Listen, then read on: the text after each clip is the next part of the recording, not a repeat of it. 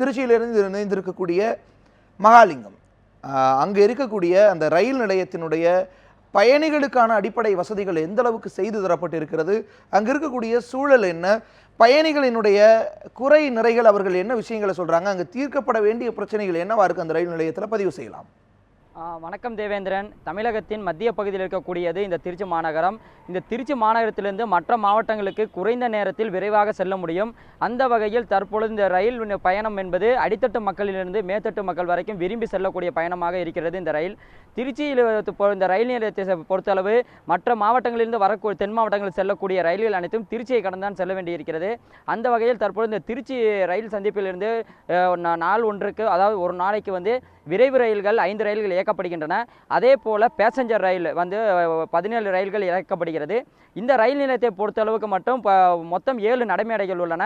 இந்த 7 நடைமேடைகளுக்கும் மேற்கூரைகள் அமைக்கப்பட்டு குடிநீர் வசதி, கழிப்பிட வசதி அனைத்தும் செய்யப்பட்டிருக்கிறது.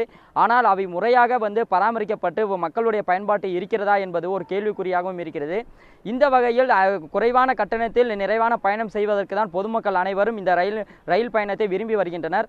அந்த வகையில் இந்த ரயிலில் பயணம் செய்வதற்கு காத்திருக்கக்கூடிய இந்த ரயில் நிலையத்தில் அடிப்படை வசதி என்பது கொஞ்சம் குறைவாகத்தான் இருப்பதாக பொதுமக்களும் சரி, ரயில் பயணிட்டாளர்கள் சங்கத்தினரும் அடிக்கடி குற்றம் சாட்டி பல்வேறு மனுக்களும் கொடுத்திருக்கின்றனர். இந்த வகையில் கடந்த மாதத்தில் தான் இந்த ரயில் நிலையத்தில் நகரும் படிக்கட்டுகள், எஸ்கலேட்டர், அதாவது திருச்சி திமுக மாநிலவை உறுப்பினர் சிவா அவர்கள் அவருடைய நிதியில் 1 கோடிக்கு மதிப்பீட்டில் இந்த நகரும் படிக்கட்டுகள் அமைக்கப்பட்டது.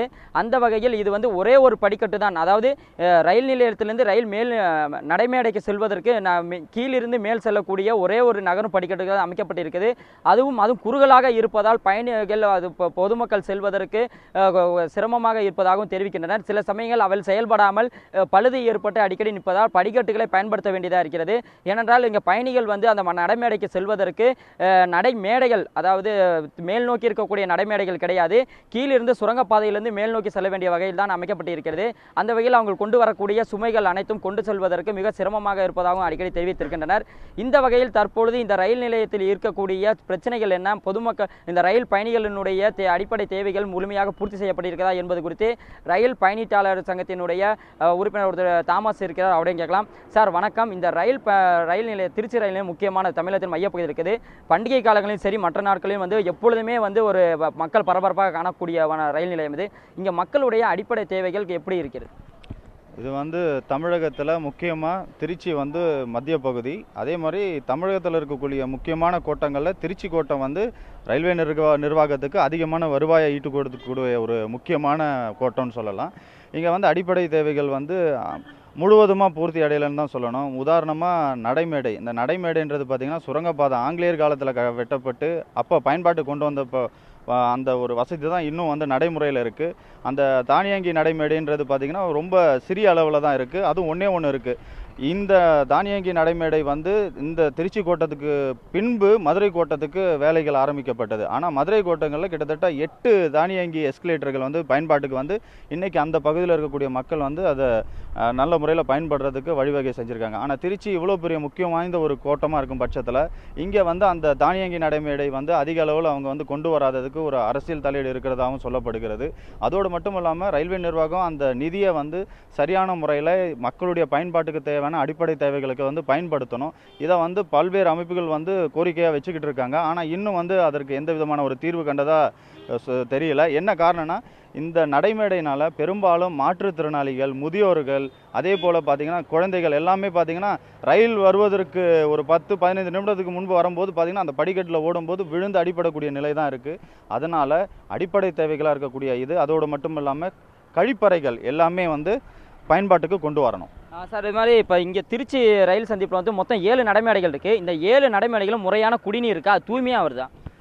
இதில் எல்லா நடைமேடைகள்லையும் குடிநீர் தூய்மையாக வருதுன்னா அது இல்லைன்னு தான் சொல்லணும். முக்கியமாக ரயில்கள் செல்லக்கூடிய நடைமேடை 1, 2, 3, 4 அதில் தான் அதிகமான ரயில்கள் வந்து செல்லுது. இதில் வந்து ரயில் வர நேரங்களில் தண்ணீர் வந்து வருது.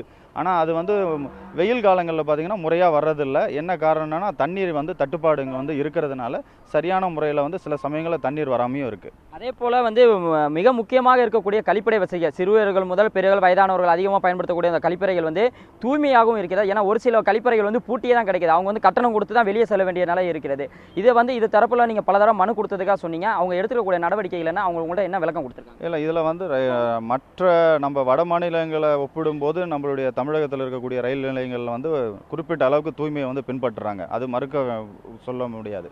அதே சமயம் அந்த கழிப்பிடம் நீங்கள் சொன்னது போல் சுத்தப்படுத்தப்பட்டு பூட்டி தான் வைக்கிறாங்க. காரணம் என்னென்னா ரயில்வே நிர்வாகத்தில் கேட்கும்போது அதை வந்து தனியார் நபர்கள் எடுத்து பராமரிக்கிறதுக்கு ஆட்கள் நாங்கள் வந்து கேட்குறோம். ஆனால் யாரும் வந்து அதுக்கு முன் வர்றதில்லை. அதனால் வந்து அதை வந்து ரொம்ப சிரமம் இருக்குது அப்படின்றாங்க. பொதுவாக இவங்களே ஒரு வந்து ஆட்களை நியமித்து அதை வந்து சுத்தப்படுத்தும் பணியில் இருக்கும்போது அவர்களே வந்து ரயில் வர நேரங்கள்லையாவது அதை வந்து பொதுமக்களுக்கு பயன்பாட்டுக்கு திறந்து விட்டால் அது இந்த மாதிரியான இன்னல்கள்லேருந்து மக்களை வந்து காப்பாற்றும். சார், அதே போல் இது மிகவும் முக்கியமானது வந்து கண்காணிப்பு கேமராக்கள். அது திட்டு சம்பவங்களாக இருக்கட்டும், எந்த ஒரு குற்ற சம்பவங்கள் நடைபெறாமல் இருக்க அதை தடுப்பதற்கு கண்டுபிடிப்பதற்கு ஒரு கண்காணிப்பு கேமரா ரொம்ப முக்கியம். திருச்சியை பொறுத்தளவுக்கு எத்தனை கண்காணிப்பு கேமரா இருக்குது, அது முறையாக செயல்படுகிறதா?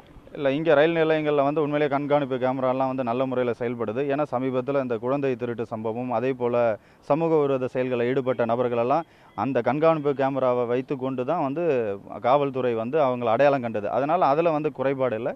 ஆனால் இது வந்து தொடர்ந்து இருக்கணும். ஏன்னா சில சமயங்களில் பார்த்திங்கன்னா இந்த அறிவிப்பு பலகைகள் எல்லாமே வந்து இப்போ முன்பதிவு செய்து வரக்கூடிய பயணிகளுக்கு வந்து அவர்களுக்கு இருக்கக்கூடிய அந்த பெட்டியோட எண் வந்து டிக்கெட்டில் இருக்கும். ஆனால் அந்த அறிவிப்பு பலகைகள் வந்து இப்போ பெரும்பாலான நடைமுறையில் இல்லாததுனால அந்த பயணிகள் வரும்போது அவங்க சிரமத்துக்கு ஆளாகிறாங்க. ஏன்னா எந்த இடத்துல எந்த பெட்டி வரும்ன்றது அவங்களுக்கு தெரியாதனால கூட்டத்தில் வந்து ஓடி விழக்கூடிய ஒரு நிலையும் இருக்குது. அதனால் அரசு வந்து அதே மாதிரி ரயில்வே நிர்வாகம் அதற்கு முக்கியத்துவம் கொடுத்து அந்த அறிவிப்பு பலகைகள் எல்லாமே எல்லா நடைமுறைகளையும் வச்சா அது பயனுள்ளதாக இருக்கும். நன்றி சார். அதாவது தற்பொழுது மற்ற ரயில்வே கோட்டங்களை விட திருச்சி கோட்டங்கள் வந்து தற்பொழுது அதிக வருவாய் ஈட்டி தருவதாக இருந்தாலும் ரயில் பயணிகளுக்கு முக்கிய தேவையான குடிநீர், கழிப்பிடம் மற்றும் முக்கிய அறிவிப்புகள் பலகை போன்றவற்றில் போதுமானதாக இல்லை என்றாலும் ஒரு சில குளறுபடிகள் இருக்குது. அவற்றை நிவர்த்தி செய்து பயணிகளின் வசதிக்கு ஏற்ப இந்த ரயில் நிலையத்தை மாற்றி அமைத்து மேம்படுத்த வேண்டும் என்பதுதான் ரயில் பயணிட்டாளர்களும் ரயில் பயணிகளினுடைய ஒரு கோரிக்கையாக இருக்கிறது. தேவேந்திரன்.